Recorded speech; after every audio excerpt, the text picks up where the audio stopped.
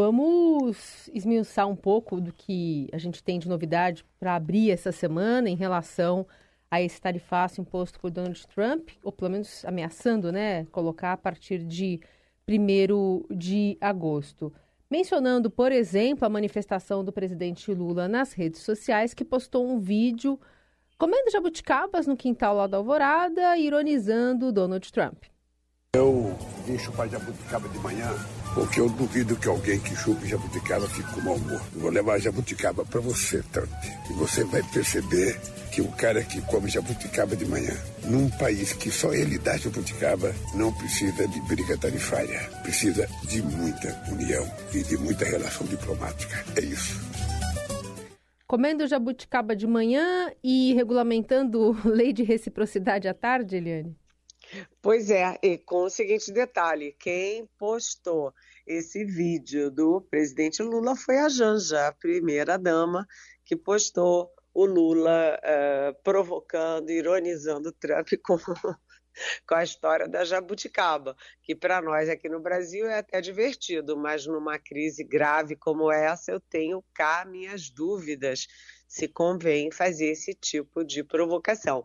O Lula recebeu assim de mão beijada esse grande trunfo, essa grande chance de ouro que o Trump está dando para ele, de, enfim, unir o Brasil, unir os setores privados e tal, para resistir a esse ataque estrangeiro, porque isso é um ataque estrangeiro à soberania do Brasil. E o Lula agora subiu no palanque, né, e resolveu reagir com piadinhas contra o Trump. Isso não é uma brincadeira, gente, não é uma brincadeira. Se o Trump está ameaçando o Brasil com 50% sobre as nossas exportações para os Estados Unidos, isso afeta diretamente setores super importantes do Brasil, que tem muito peso na balança comercial, que tem muito peso no crescimento econômico e na geração de empregos. Então, não é uma brincadeira, a provocação não costuma dar certo. Hoje está prevista aí a regulamentação da lei da reciprocidade. O Lula já falou umas 2, 3 vezes que vai reagir com a reciprocidade. O Trump impõe tarifas para cá e a gente impõe tarifas para lá. Só que eu recomendo a leitura de um artigo hoje muito importante no Estadão, que é do Oliver Stunkel, e ele adverte: os Estados Unidos são o segundo parceiro comercial no Brasil e são o maior investidor direto no Brasil. E o Brasil é só o 15º maior parceiro comercial dos Estados Unidos. Ou seja, numa guerra, né, de igual para igual, quem perde mais é o Brasil, muito, muito mais.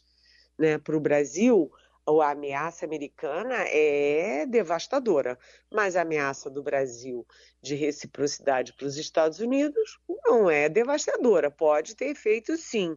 Afinal das contas, o Brasil é o maior país da América do Sul, é a maior economia da América Latina, tem uma população grande, né? Enfim, o Brasil é um líder regional, mas não dá para comparar a força dos Estados Unidos com a força do Brasil e o poder econômico dos Estados Unidos com o poder econômico do Brasil.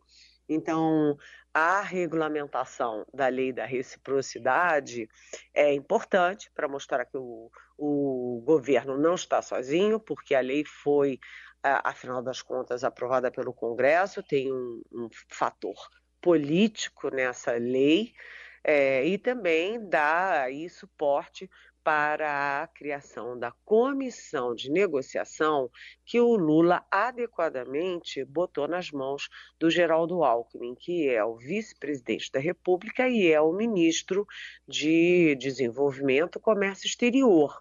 E o Alckmin, que foi governador de São Paulo 3 vezes, é muito ponderado e tem muitos contatos com os setores mais afetados pela ameaça do Trump, é a pessoa certa, na hora certa, no lugar certo, nessa comissão, que tem a ver com técnicos do próprio governo, mas tem a ver também com os setores afetados. E provavelmente essa comissão vai dar sugestões mais adequadas do que guerra contra os Estados Unidos. Mas a situação é delicada, o Lula está agindo muito mais para tirar proveito interno, subindo no palanque, tirando proveito interno, unindo o país, o que é importante também, mas é preciso ver as condições de negociação via diplomática com os Estados Unidos. Muito bem. E por outro lado, né, Eliane, ontem a gente teve um novo vídeo divulgado pelo deputado Eduardo Bolsonaro, que está nos Estados Unidos, licenciado, e ele pedindo para o presidente Trump, um vídeo em inglês, pedindo para o presidente Trump utilizar a lei Magnitsky, que é basicamente para punir aqueles que atacam os direitos humanos. Ele quer que use contra o ministro Alexandre de Moraes, deixando claro aí que é uma questão política, né, essa chantagem. Com certeza, não há a menor dúvida de que esse ataque do Trump ao Brasil é um ataque político, não tem nada a ver com tarifas. O Eduardo Bolsonaro está implorando em inglês para o Trump para aplicar essa lei contra o Alexandre de Moraes. Essa lei diz o seguinte, que os corruptos de outro país, etc., criminosos de outro país, serão tratados nos Estados Unidos como inimigos, e aí eles não podem ter visto, não podem ir para os Estados Unidos, não podem ter contas nem negócios nos Estados Unidos. E aí o que o Alexandre de Moraes nos bastidores diz? Bem, para mim, olha, não tenho a menor vontade de ir aos Estados Unidos, não tenho negócio nos Estados Unidos, nem conta nos Estados Unidos. Então, o Alexandre de Moraes está dando de ombros para isso. E, além disso, isso é uma ponta da negociação, né? Atacar o Alexandre de Moraes. A outra ponta é a do Flávio Bolsonaro, que é o senador da família, que é considerado o de maior bom senso, mais equilibrado da família, e o Flávio Bolsonaro deu entrevistas na sexta-feira defendendo o seguinte: olha, a gente promove aqui no Brasil uma anistia ampla, geral e restrita, e aí, pronto, acabaram-se as tarifas, os 50% de tarifas. Simples assim, ou seja, o que o Eduardo e o Flávio Bolsonaro estão propondo? Que o Brasil jogue fora a sua bandeira, jogue fora o seu hino, jogue fora a sua Constituição e jogue no lixo a sua soberania com um único intento: salvar o pai deles. Salvar o pai deles, que está sendo julgado pelo Supremo Tribunal Federal por tentativa de golpe de Estado, uma tentativa de golpe que que previa, inclusive, o assassinato do presidente eleito Lula, do vice-presidente eleito Geraldo Alckmin e do próprio Alexandre de Moraes. Isto é inegociável, é uma rendição impossível.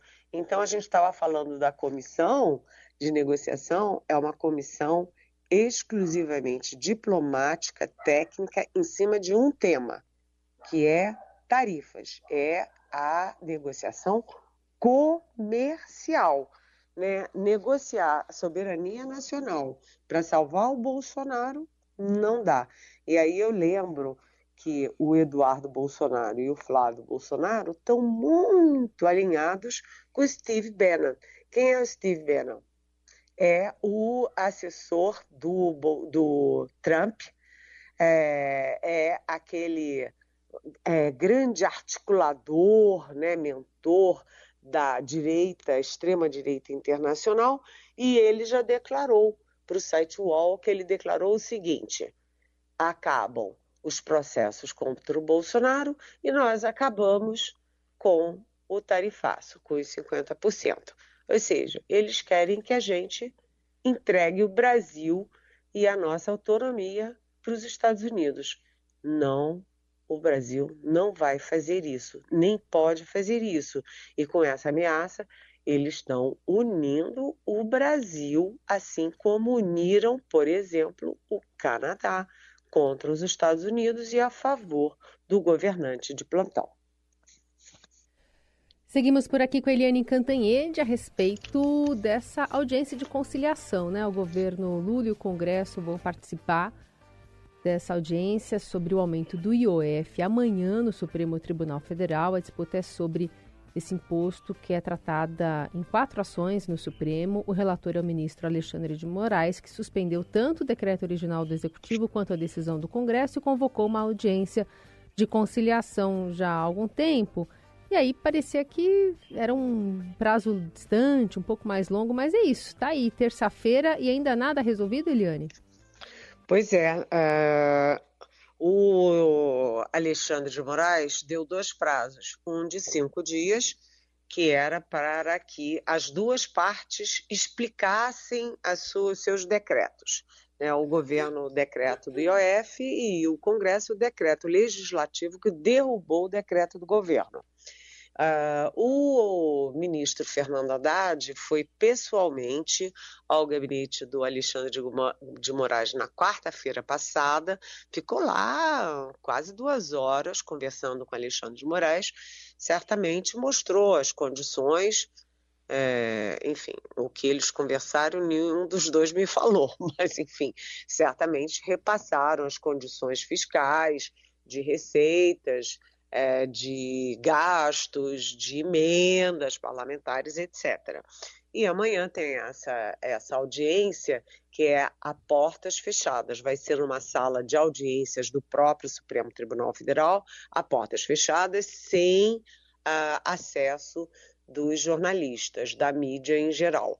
E cada um vai expor os seus argumentos. Agora, as condições políticas da negociação mudaram bastante, né, gente? Porque quando teve a guerra do IOF, né, você tem, no Congresso, você tem, de um lado, o bolsonarismo, de outro, o governo e o Lula. E quem faz o equilíbrio é o Centrão, e os presidentes da Câmara, o Hugo Mota, e do Senado, o Davi Alcolumbre, ambos são do Centrão. E naquele momento do IOF, o Centrão estava todo caminhando para o outro lado, todo caminhando para o lado bolsonarista, arrastando o Hugo Mota e o Davi Alcolumbre. E, inclusive, já falando que no segundo semestre iam entregar os ministérios. O União Brasil, por exemplo, já anunciava isso, que iria entregar os ministérios para o Lula no segundo semestre, o que é um rompimento. Bem, de lá para cá, a situação política toda mudou. Por quê? Porque o Donald Trump, o Jair Bolsonaro, os filhos do Jair Bolsonaro deram, sabe, um chega para lá, assim, eles deram a chance de ouro do Lula de voltar a atrair o Centrão e de voltar a recuperar popularidade. Então, o Centrão, vocês viram que o Centrão demorou, né? O Congresso demorou um dia inteiro para fazer uma nota sobre o tarifaço e fez uma nota ali cautelosa. É possível que a disposição da audiência amanhã seja uma disposição mais favorável à negociação. Nas 2 outras audiências públicas que o Supremo tentou como mediador, essas 2 não deram certo. Foi no marco temporal e foi também na questão ali das emendas parlamentares. Não deram em nada essas audiências de conciliação, mas agora o clima é favorável para que o Congresso e o governo conversem. O que vai sair disso? Não dá para apostar, mas é possível sim que o governo recue na ideia de aumentar imposto, até porque o Haddad, esses 3 anos todos, ele sempre dizia que não iria aumentar imposto, e aumentar o IOF é aumentar imposto, né? E que, de outro lado, o Congresso ajude no corte de gastos, ou no corte de emendas, ou no aumento de receita por alguma forma. Enfim, isenção, cortar a isenção fiscal, por exemplo, dar ali